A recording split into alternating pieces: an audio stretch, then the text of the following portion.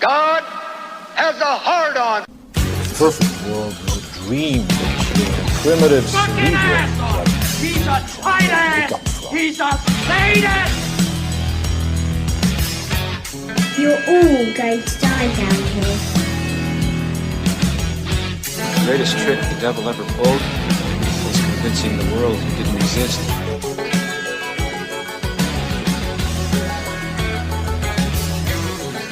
Merry Matrix, my beloved truth seekers. Welcome with kindness and love to Aeon Byte on this grim holiday season. Broadcast from the virtual Alexandria through the GodAboveGod.com. This is Yahweh's approachable, comprehensive, and affable discussion about the world's favorite and least known heretics, the Gnostics, and their brethren in the esoterica. If I owned this place in hell, I'd rent this place out and live in hell. As always, we will try and stay away from scholarly pontification and definitely stay away from New Age babble. My mortal name is Miguel Connor, otherwise known as your host, Abraxas, the terrible god above God as the ancients knew him. And we are the Gnostics, the knowers of the unknown, and the chaotic good rangers of the pathways of bliss. We are the perennial Nag Hammadi story of the passerby and allogenes, Greek for stranger, and often the name of the mystical Jesus in his travels to this alien world. A metaphor for our own stranger in a strange land tale long before Heinlein. We pursue and harvest gnosis, that acquaintance with the divine, and the cosmic wedding reception of individual awakening. You have always been here.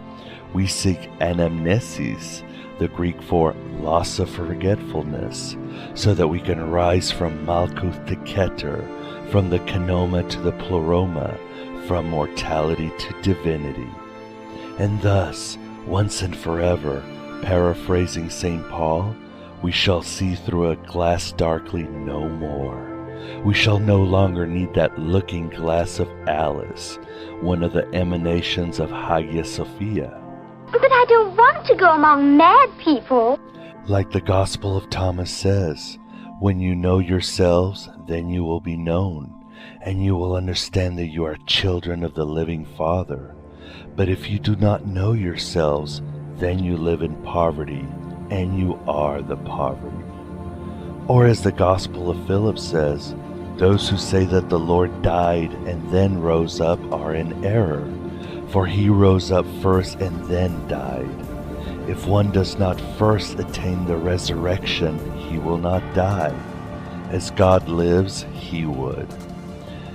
And as the very Gnostic-minded Goethe put this all very well when he wrote, as long as you do not know how to die and come to life again, you are but a sorry traveler on this dark earth.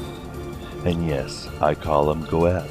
Some people say Goethe or whatever. Kinda put it in the same category as Rudolf Steiner. Have you considered therapy? Anywho, and in other words, we, as is our divine right, are also meant to be revelatory saviors for our brothers and sisters languishing in putrid ignorance, and Christs of lost wandering soul tribes in the Stepford wife deserts of a galactic Palestine, always punished and misled by the Lord of hosts and his host of agents Smith Epheretes. I am not being a martyr. I'm a victim. God is a mean kid sitting on an anthill with a magnifying glass, and I'm the ant. He could fix my life in 5 minutes if he wanted to, but he'd rather burn off my feelers and watch me squirm. And one of the great chapters of this greatest story ever told is that clean cup on the inside and outside called the Holy Grail, which has captured the imagination of humanity for so many centuries, so many legends, and so many troll excrement books, bothering us on the roads to finding Motel 6s of personal transformation. One often meets his destiny on the road he takes to avoid it. But in the Gnostic spirit, behind every legend, every conspiracy, every human fantasy, as wild as it may seem, there is a film of truth, and then a deeper layer of truth underneath, and another, each revealing a personal burrow that leads to forgotten Morlock kingdoms of self-knowledge. And this newest Holy Grail story might be the deepest one yet, my beloved truth seekers. No, I'm not getting sucked into the vortex of your insanity again. To discuss this is Patrice Chaplin, our astral guest in this eternal now. In her new book, City of Secrets, Patrice relates her amazing life's journey from a young teen to a mature lady of the world, by both accident and serendipity, into slowly and often painfully unearthing, through historical and personal turmoil, perhaps the one and true Holy Grail. Can't you see all around you the dragon's breath? Patrice Chaplin is the author of 25 books, including Siesta, made into a movie with Jodie Foster, as well as an original bohemian who once partied with Jean-Paul Sartre and Jacques Cocteau. Although she might not admit this, but it shines in her work. Patrice is a mystic and truth seeker, but only refers to herself as a writer who simply and dispassionately records that destined story that needed to be recorded, that included her personal discovery of the Holy Grail, as well as the history, intrigue, and magic surrounding it. Let me go back in there and face the peril. No, it's too perilous. My duty as a knight starts with as much peril as I can. No, we've got to find the Holy Grail. Come on. Oh, let me have just a little bit of peril. No, doesn't help it. Bet your... City of Secrets is a voluptuous book, nimble in prose, and pregnant with the don't tell but show rule that us fiction writers need to perfect. Although cast in a fiction matrix, it is really an emotive autobiographical saga. It is as much of an expedition into the heart of esotericism as it is a bittersweet memoir of a tragic love story, which is what all true love stories are, with a man, a culture, a heroic ideal, and a place that was her fleeting promised land. What I came to understand is that change is not a choice. Not for a species of plant, not for me. It happens, and you are different. For more information on Patrice, please visit our website, patricechaplin, CHAPLIN.com. And if you are wondering, don't touch that Google or scratch your noodle, for she is indeed related to the great silent film actor. Wow, is very nice. Dan Brown and the other flapdoodle Grail hunters got it all wrong. The Holy Grail was never a cup or a woman or a face-melting artifact, but something both so ordinary and extraordinary most of the world missed it. Its location was never in southern France, although the infamous Sauniere of Rennes-le-Chateau was involved with it. This is conspiracy paranoia. The issue isn't whether you're paranoid, Lenny. The issue is whether you're paranoid enough. But it's in a small town in northern Spain called Girona. Although it has perhaps been guarded for thousands of years by various groups, from the ancient Phoenicians to the present-day Kabbalists, hunted down by the early Catholic Church, the Moors, the Rosicrucians, and even Hitler himself, it is really no secret at all. Just ask the Catalonian population in that region if you want. Today, the Holy Grail is available to anyone who wishes to visit Girona and dare an odyssey into the primordial secrets of the universe by figuratively drinking from it, as many have for millennia, perhaps as early as the venerable Sumerians. Witness the wonders of an ancient glory. You see, The Holy Grail is nothing more than part of, well, a ritual. The Holy Grail is actually a cosmic archetype, a mystical mandala existing in the world of ideas, or the Akashic planes, or whatever you want to call it. For those of you into the tarot and other magical disciplines, this would be simply too logical.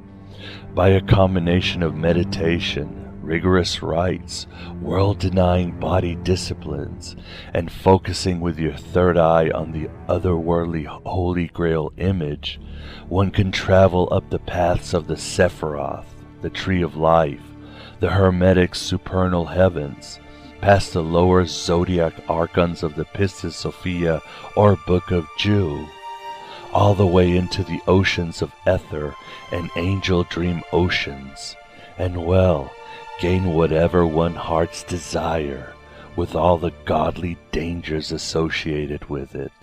Good and evil, there never is one without the other. The Grail itself has a material counterpart, which Patrice believes is some antediluvian relic, but I see it just as an earthly cipher the initiate uses to channel their internal life force into the active, ecstatic energy of the cosmos. This intricate, perilous ceremony that, with good evidence, the Phoenician Magi, Mithra-revering Romans, Visigoth shamans, the cult of Isis, mystic Jews and Christians, Cathars, and so many other secrets of transmundane gifts participated around that area, also has other elements and materials and rules that is very similar to the gauntlets of the mystery religion schools or the marathon spellwork of serious magicians.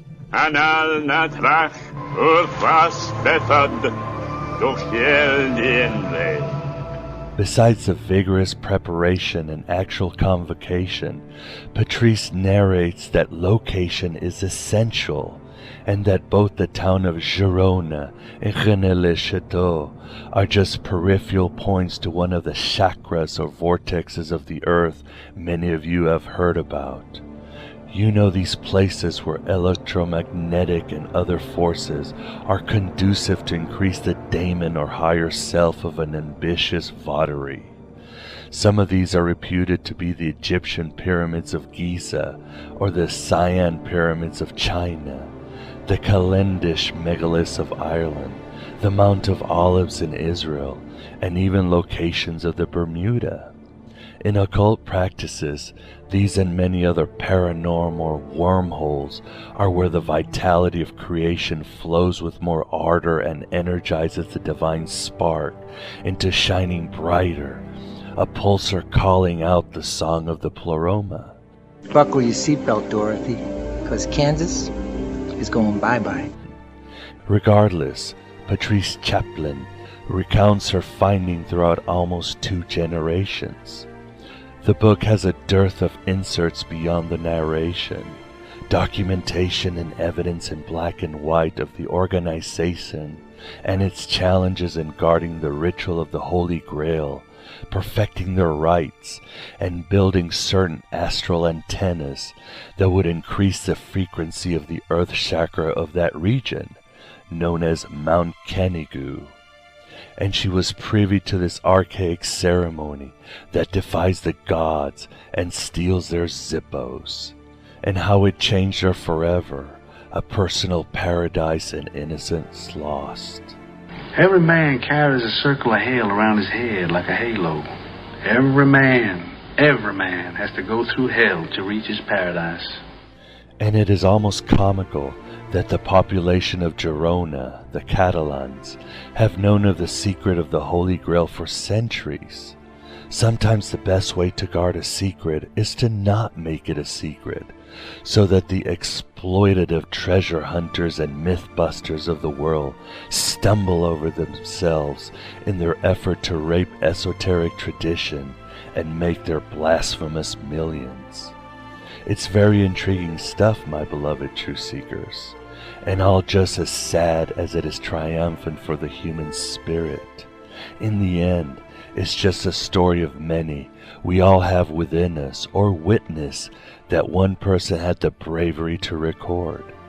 All stories, if they capture the human thirst for personal and spiritual liberation, large or small, are important in the true seeker quest to bind a celestial, fluid holy writ that will once and forever squash the earthly Bibles and Qurans and Torahs that have squashed the human heart for thousands of years.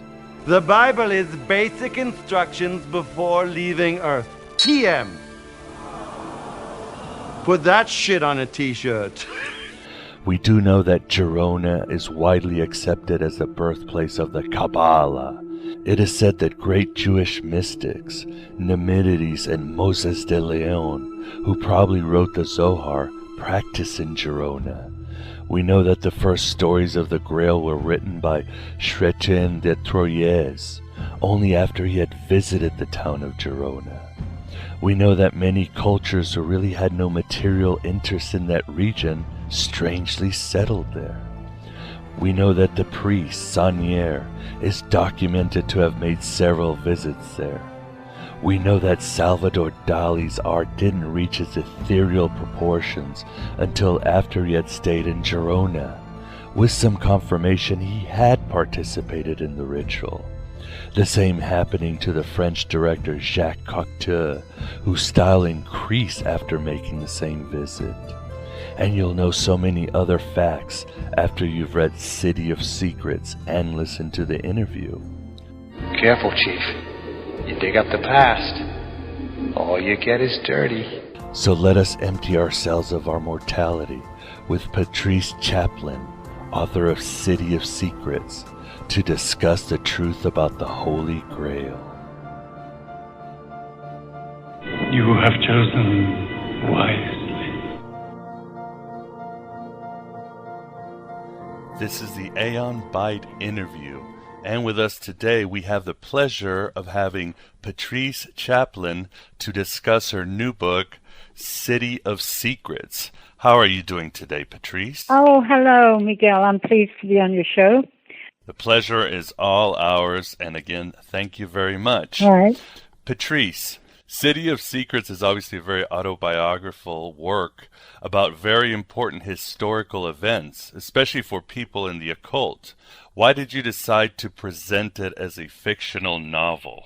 No, it's not fictional. It's not a novel. It's written the way I always write like that. So that's my style of writing, I suppose. That, I try, first and foremost, to be a writer. Second, come to content. So, in effect, I have one style. So, it's the same style as I would use in novels or plays or whatever I'm doing. But the content is not fictional. It is absolutely, genuinely, completely true.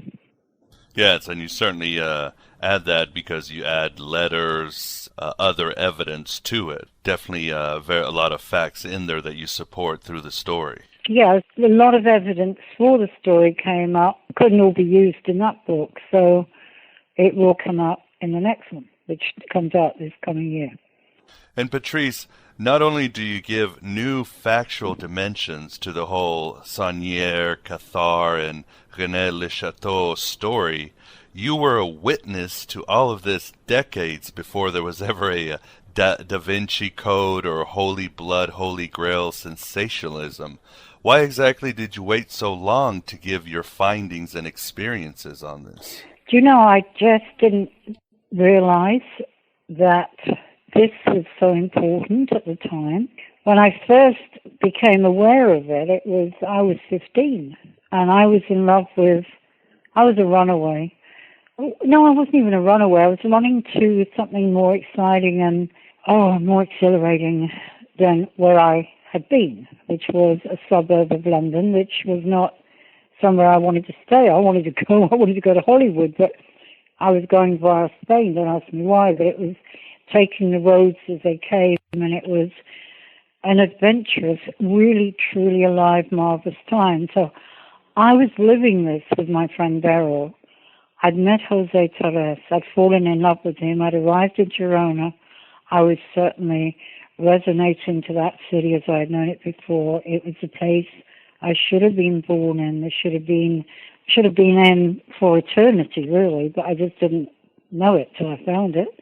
So these small, mysterious moments were, in retrospect, not as huge as the mystery surrounding José Tarrés. He was a Catalan nationalist and fought for Catalonia and the freedom of the Catalans against Franco. So he was constantly hiding out figures against Franco, militant figures. He was getting people across the Pyrenees to France to escape because of the penalty in at that time. Again, I didn't know it, but it was severe punishment from Madrid for the Catalans. I mean, they were in prison without trial for endless time and taken off in the night by what they called blind cars, these cars without lights, and they called the grey police. They just came and took you away, and that was it. So a lot of these people perished. Some of them continued later, when this came to an end, but it was a bad business. It went on really until well into the 60s, some of it. So I saw that, you see, these were the most obvious things. So Rennes-le-Chateau was things I heard about, things I heard mentioned, things I saw, the kind of trinkets and the letters, the objects of it. I only knew about it when it became an irritant to the Catalan private society, when they had to do something about it. It was always to do something about Noel Corbu, who'd bought the priests probably to turn it into a hotel and wanted publicity, was making the place known, and that was not acceptable. Or there was problems about something to do with the maid, Marie Denenot, or for them it was something that they kept quiet. It wasn't until in the 60s, I think it was 62 or 64, I think 64, when the house was pulled down, which is most important in the story, to do with Sauniere. That was in Girona, the house was pulled down, that actually went to Rennes-le-Chateau. But even so, none of it would have been important, not as important as my life was, and it wasn't until much later that it became, what do we do about this? It's really, what happens with this material? And that's when it became a book. And what exactly are the secrets of Girona that you found? Well, it's not that I found them. It's more like that they were there, and I was allowed to know of their existence. I think that's it. I could never have found them.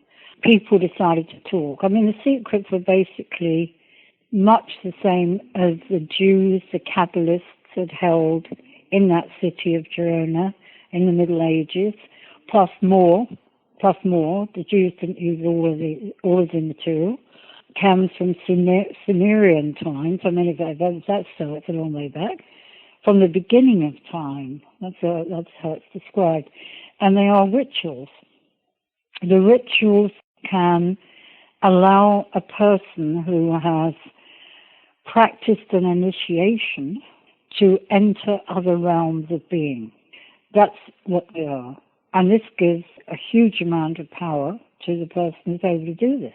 The other thing, secondly, it's necessary to have an activator, which is a ritual object, or stone, or cup, or many of them. The more ritual activators they had, the more experience they received, the group received. So this is experience as coming from another place other than ours. There's all the relevant documentation or letters. There's all the stuff which sort of surrounded this. But the basic thing is about transformation, portals, the ritual, and power. That's really basically, as I could describe it, that's what it is.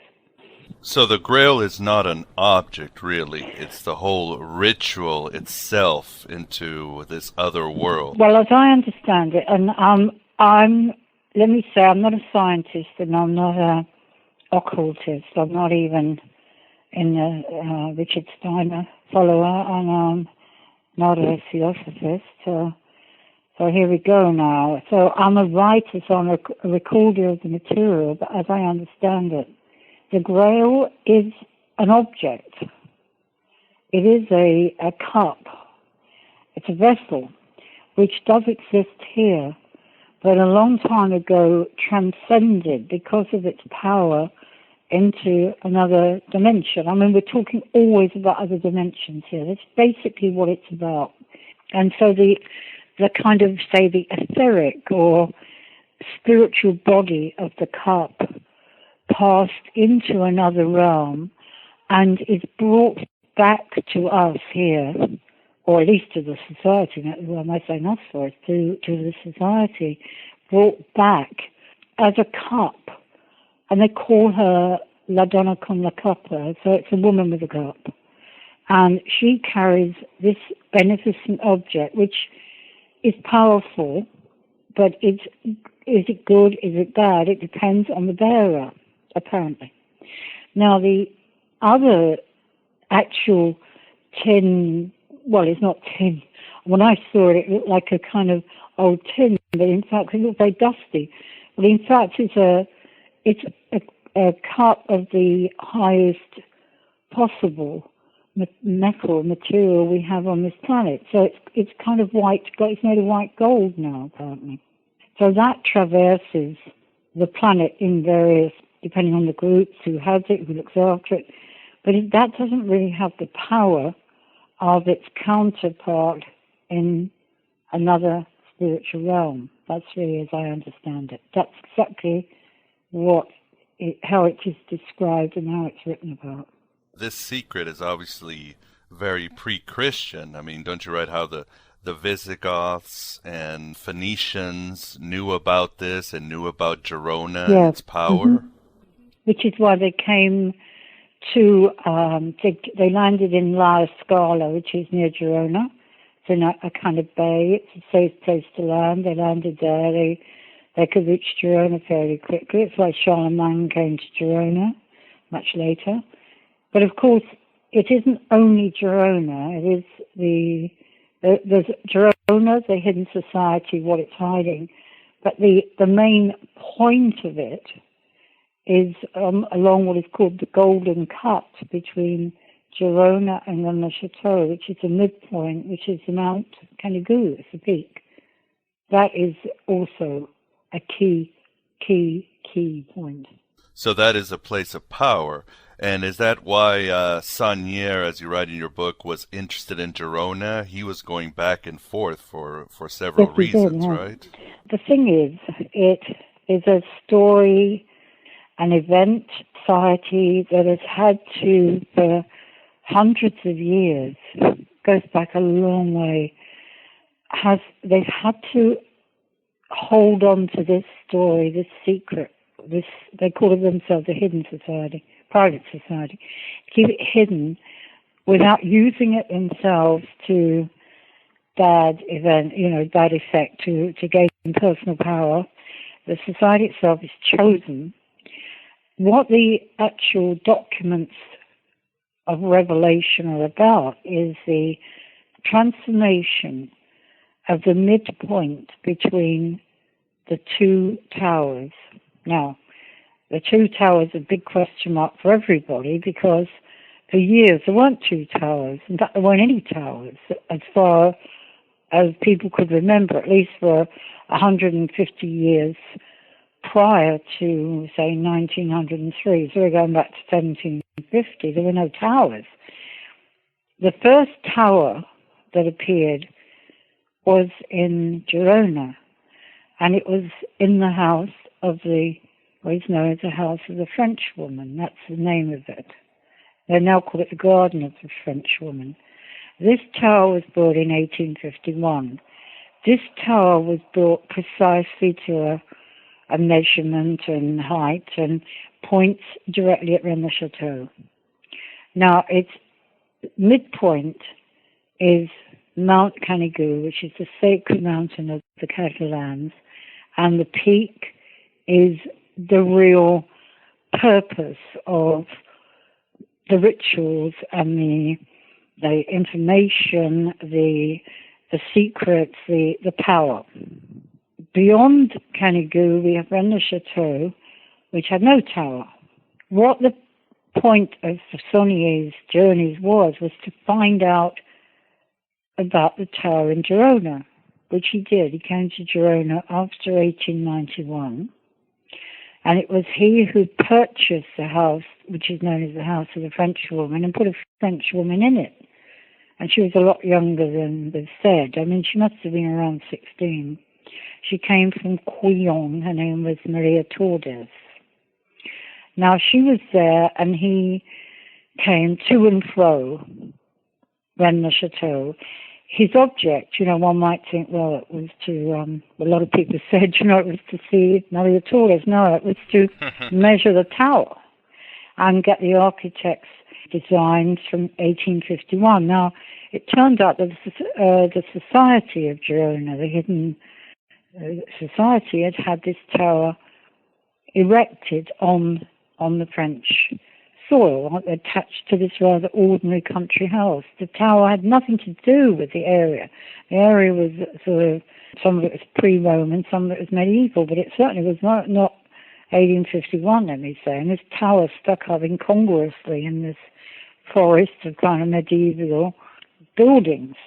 Sauniere had the tower copied. His architect, Elie Bott, came and copied the tower, and it was put on the edge of the.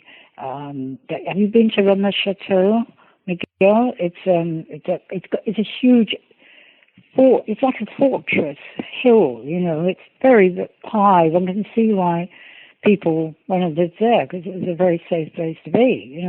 So anyway, it's right on the edge of the hill. He put the tower, and it pointed directly to Girona, with Canigou as the midpoint. The purpose, of the towers was to activate this line, which is called in science, it's called the golden cut or the golden mean. And what is important is the midpoint. The midpoint, the actual top of Canigou, is where these things which are beyond our five, realm, five senses, that's where they happen. That's where the area is charged. That is where people go to examine it, to find it, to experience it. And what is it? Well, it's a portal. And it must have been known about since the beginning of thought, really. It was always there, just as everything else was there. And I know that Hitler came to have a look at it. He tried to find it. Sauniere tried to reach it. And I don't think he did. He went on the initiate's tour you had to do an initiation for 2 or 3 weeks to go to various sites to prepare to even enter the portal. And it's a very tough initiate ritual to do. It's burdensome, I must say. It would appear that a lot of people didn't do it. There's a lot of purification practices and fasting and I can talk about the initiates if you want me to, how they actually work. I mean, they are housed in a place called Ripoll, which is on the Spanish side of the Pyrenees, just where the mountains begin.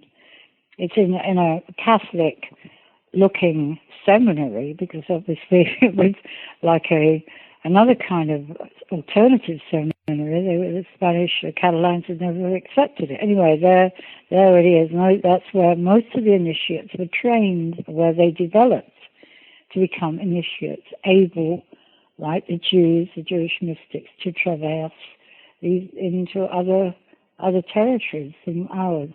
And they're the ones who do the ritual. They go into Girona and they do the ritual. I think it's about 8 of them do it. And according to the word, I think it's called egregore of the group.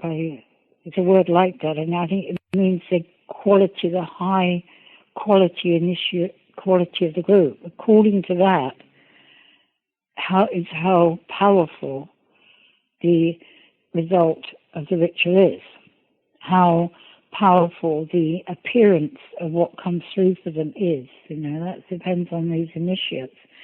And they're the ones who actually do the ceremony. Other people are present from the society. But again, even that is not a very skillful thing to do if you haven't been prepared, because the sound of it is quite unnerving to begin with, and then absolutely terrible. So it's not really. It's very, very bad. Very bad for you if you're not ready for it. So again, I would say, you see, people got hold of the ritual and did it because they wanted magic, or they wanted change, or they wanted wealth, and they wanted gold bars and all that. It would be not beneficial to them. They wouldn't be able probably to do it. And Patrice, so it is true that Sauniere was basically bought for his silence by the church? No, he was paid by the Habsburgs. They wanted the whole lot. They wanted the two towers. They wanted the midpoint between the two towers. They wanted the ritual. They wanted the experience. They wanted to know what it could do, how it could transform, what was happening when you had it. Could you run the world? Are you right? I can do this now. I can disappear. I can be invisible for a while. I can come back. I can be here. I can go there. I can know all this. I can use it. I can, I'm in charge. This is, it's, I can do big tricks here. I can be head of this place. This is all right. So that's why the Rosicrucians were interested in Girona. Well, the Rosicrucians were in Narbonne. That was the nearest point to Girona. They were never in Girona. I think they came to Barcelona in about 1924. But I think that, as I understand it from my research sources, they were never of a high, they weren't high initiates. I mean, I had three, I had a Kabbalist and two other initiates on a very high spiritual level, to help me to know this side of the material, not the side of the material about the letters and the artifacts, the documents, the stories of the people, but to know, hey, what actually is the ritual, what happens, what do you have to do to prepare, what happens afterwards, how does it change you, what is it about, how does it link up, say, with what Sai Baba does in India, what does it, put us into more depth with more realms. Have we only got 5? Let's have 20. Let's have 25, you see. It's about that these people were helpful, and that's very hard to understand too, Miguel, because it deals with sacred geometry. If you know numerology, sacred geometry, you're going to be ahead of the game there. I don't know about it. So I had to understand that the world was made up not of words and sights, but of actual numbers, which they consider higher on the level of things, much higher than. I can channel things. I suppose I'm a seer.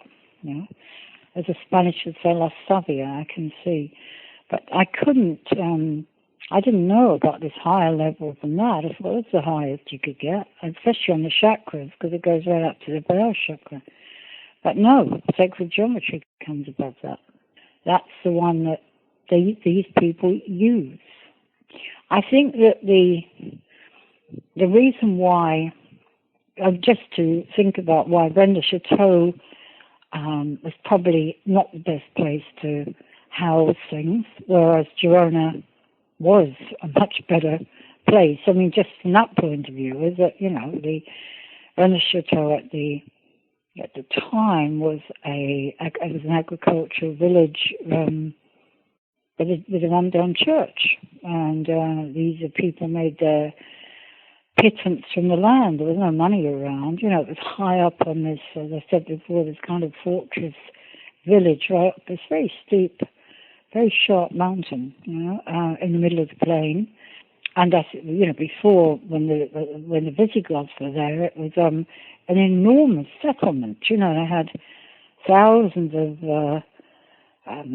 warriors and people. They'd sacked Rome. They'd taken the gold out of Rome. They'd supposed to have taken the menorah from the Second Temple. They'd done plenty. They were living up there with thousands of inhabitants. I don't know how they all got on there, but they were there. And below were the baths, which have always been there, the Roman baths. Well, the Romans used them, but before that there were baths. But then, latterly it became an agricultural place that ran down. The Catalan bandits had sort of sacked it in the 14th century, so between that and the plague, the population was right down. It was a quiet, sleepy place, when Sauniere came into the town, that's for sure. Girona, on the other hand, was a city of passage. It had an immense history of spirituality, of different, they had the Moors there. Well, they didn't like them, they got rid of them, but they had sort of, there was an Isis rattle found on the on the shore at La Scala, indicating, that Isis, those who practiced worship of the goddess Isis, were present, had come to be there. They had Kabbalists there, they had Jews there, they didn't have Rosicrucians there, as far as I know. And of course they had the church there, and bureaucracy, and the police and the military there. But they apparently were quite accepting, to like the Phoenicians coming in. They didn't kind of want to immediately kill them off. They kind of let them be there and do what they wanted to do. The cult of Mithra was there. The Romans came in, the Roman soldiers came in, this worship of the sun god. A lot of different cults came in and to that city and were unopposed. But the thing about the Catalans, and I've understood them much better since researching the book, because I've known them, it feels like all my life. I didn't understand quite how, well, let's say bunkers actually, they are, because they want to survive. So they are not interested. First, it's a place of passage between France and Spain and Barcelona. So the people go to Barcelona or they go to France and they pass by Girona, and it's not, it's not got an interesting sort of, the people are not interesting, the aristocracy was minor, there was nothing, why would they stop there? The buildings were magnificent, and it's incredibly beautiful. But, the people they were mainly making their money from agriculture, and I think it was around the time when Jacinto Verdaguer, the poet, who certainly was part of what, we've just been talking about, he wrote a poem about Canigou, the mountain, and he was certainly involved in Two Towers. That comes into his work. I think it's people like him that made the place more charismatic. But the actual people are concerned with their livelihood, with what their neighbours think of them, by pleasing the church. The church decides what is acceptable as a miracle. So when a vision appeared, as it did a few times in the area, when the ritualistic practices were being performed, people saw it and they went to look at it and felt a great healing and beneficence from it. But what they couldn't do was say they'd seen it, because the church said you couldn't, because it's not acceptable as a miracle. So if you've seen it, it means you're either mad or you're drunk. And this happened in 1976. A woman saw the last time they had a ritual there in that area, a kind of big one, which was held in the Frenchwoman's garden, or even in the garden behind that called the Baraka. The society held the ritual, the initiates were there, and this woman, La Donna con the Coppa, who they say is the Magdalena, she came through with the cup. It is to give healing, it is to give a change, it's to give something very specific to the environment around. You know, it shouldn't just appear. She appears with effects for those who see her. Anyway, the people in Girona saw this, I think it was some feet above the ground, and I think 12 feet in height or something like that, and it looked as though it was in the sky. Of course, they rushed to see it. Hundreds of people rushed to see it. I arrived that night in Girona, and people were running. It is sounded running in the street. And I said, "What is it?" And he said, "La vision." I didn't see it. I didn't get there. I didn't see the vision. That's terrible. I didn't see it. But they were running in all directions. I didn't see it because I was meeting somebody. Patrice, did you ever actually witness the ritual itself? Yeah, I saw it when it was held in this house, which had been destroyed in '64, the house of the tower, Maria Torres' house, in 1956, when Jean Cocteau was there. And they were holding the ritual there in the house. I could hear the chanting. It sounded like plain song to me. It sounded very hypnotic and quite terrible. It was something I wanted to run from. It wasn't something I wanted to be near. I also wasn't terribly keen to be there now I'd been up there, because I was told not to go near that garden, and I was there again. And I saw, I saw Jean Cocteau. As I was doing a small film for him, I didn't really want him to think I'd seen him, because I thought there was something not right about it. It didn't seem, I think first I thought it was religious, but it certainly wasn't religious. I could see it through the shutters of the house. And it looked like a ceremonial thing, which of course it was, I suppose. I know I haven't been present at one of those. No, I have not. But Jose Torres has, as have other people, as did Salvador Dali. I did know him for a while when he was, just had the most incredible experience of the portal, in fact, when he was staying on Perpignan Station. And it changed his life. That was in 64, 65, or in the autumn. So he talked about it as well. But I haven't seen it myself, and I'm not an initiate. This organization does not have a religious affiliation. It is basically Kabbalists, Cathars. No, it isn't. The ritual comes from before any of that. The Cathars are certainly not in it. The Kabbalists use some of the ritual to transcend their time and place. They did it, and they wrote about it. They wrote about it in a book called The Nut Garden. The Nut Garden describes how 4 Kabbalists did do the ritual, and only one came back alive. Only one came back whole, let's say. One died, one went mad, the other became...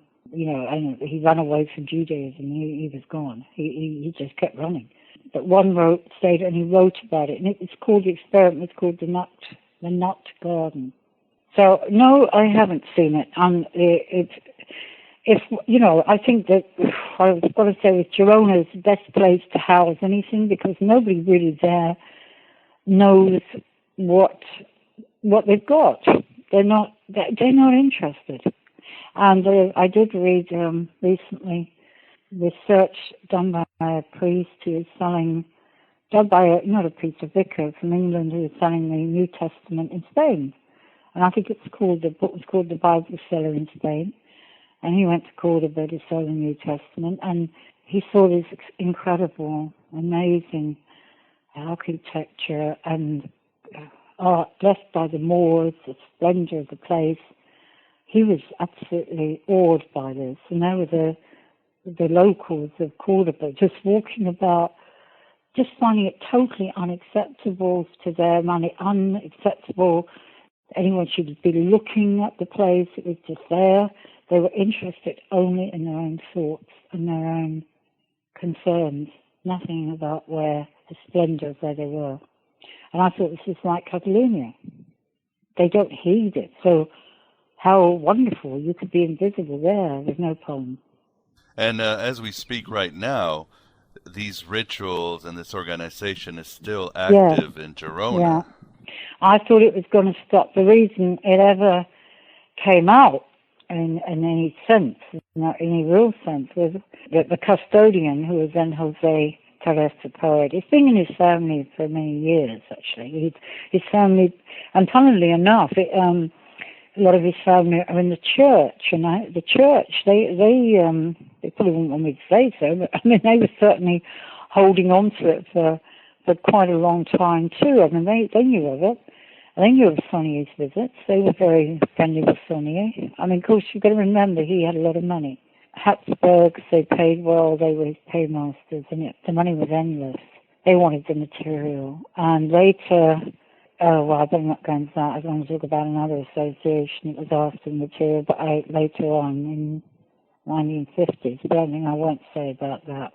The thing with the Torres, he mentioned only once to my publisher and agent when they came to visit Girona, and indeed they met him quite by chance. We were talking, and he suddenly came out with it that Sauniere used to come and see the French woman, who I remember because I knew her from one of my first 2 visits. Honestly, I thought she was a cleaning woman. I mean, but she could suddenly transform herself into something quite magnificent and go out, and she looked altogether different. So she was quite a splendid person. She knew loads. And then she lived alone in that house with just one man who was supposed to be the gardener, and he was looking after her. The priest was long dead. He died in 1917. But Jose had sort of, I mean, the books of Henry Lincoln and all that had come out, and there was all this speculation, and Jose never said a word. No one in Girona said one word about the Holy Blood and the Holy Grail. Never heard of anything. And then, before Dan Brown, Jose had a heart attack. He runs all the cultural things. He keeps them all alive. He's the conscience. They call him the conscience of the artists of Girona. He keeps going all the ceremonies, the fiestas. He protects the old buildings to being torn down and turned into McDonald's or something. He does, I don't know what's going to happen when he's gone, but he does all of that. And then he had a heart attack in 2002, 2003, and he does a flower show, the huge flower show in May there. People go from all over Spain to see that. Anyway, it's been going on for years, and he does that. He came to me after the heart attack, and it's then, you see, he told me about it all. I knew some from the other custodian who then died, who was, I've written about in City of Secrets. I called her Lucia because I'd changed her name. The whole story, I had no idea. I was a bit amazed. And I said, why didn't you come out with it before? He said, I was waiting for a more optimistic time. And it seems I'm waiting. That's not going to happen.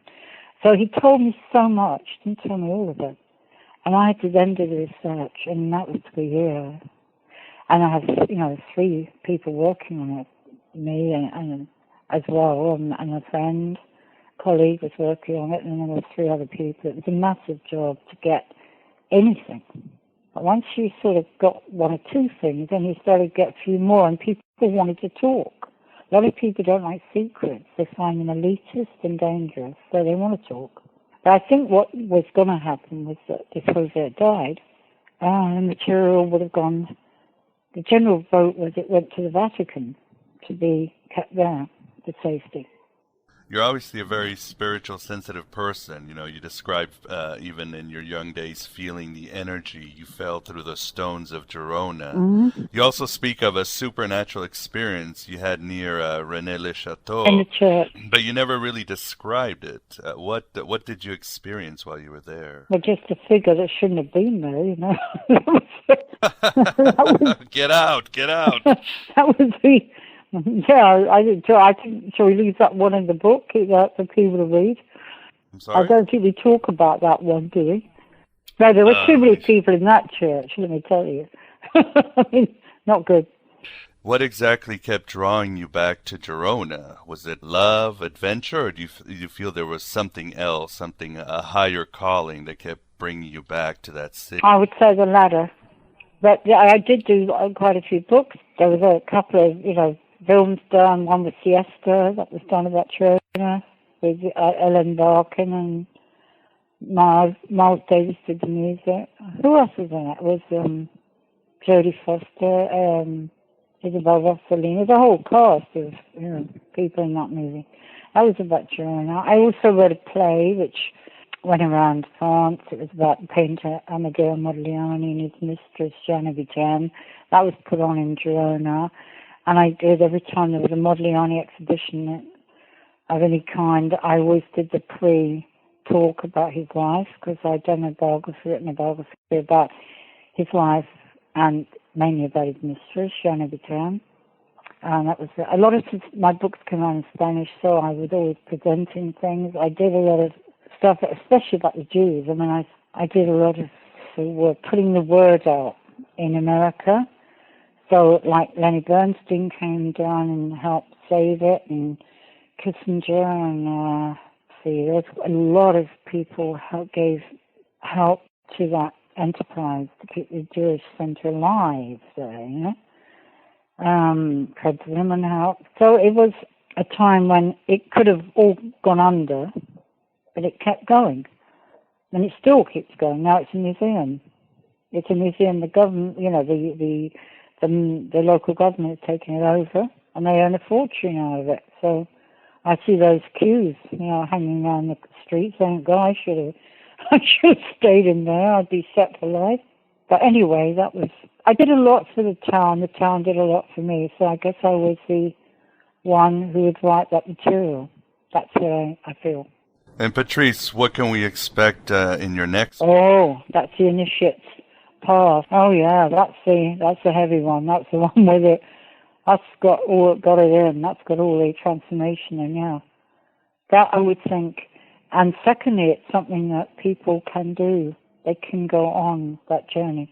They don't have to do all the things if they're not mind to do it, or they don't know how to do it, or don't want to do it. But that is the transformation journey. I was incredibly lucky to get that. So you basically don't have to travel to Girona or Languedoc to experience this? No, but it's better if you do. But you don't have to.